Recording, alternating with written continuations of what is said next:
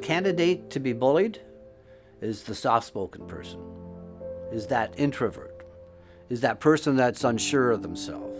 That person's going to get bullied. I didn't say anything.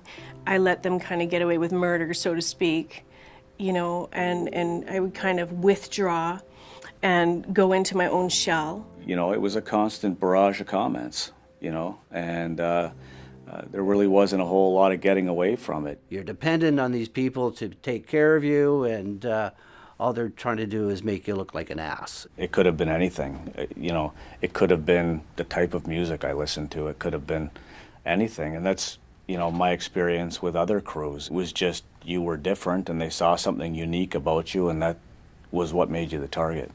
They'll test the waters, like different crews that I've been on.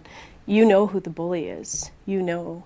And they'll test the waters. They'll see what people's weaknesses are. They'll see what they can get away with. I find that the people who tend to bully tend to not have a lot of self-understanding. So they're going to pick on other people because there's something missing in them. Whereas if you're really centered and you know who you are, you don't bully other people. Do I think it's human nature? No.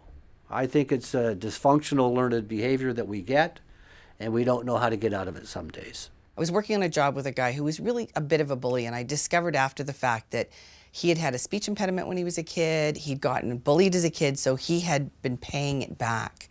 And we had this conversation one day on the job site, and by the time the conversation was over, he realized that what he was doing was what he'd hated having done to him, and having someone point it out to him, he stopped. And every time he would go to bully somebody, you could actually watch him check himself. Like he'd go, wait a minute, this is wrong. And he would stop whatever he was trying to do and just walk away because he didn't realize what he was doing was what had been done to him.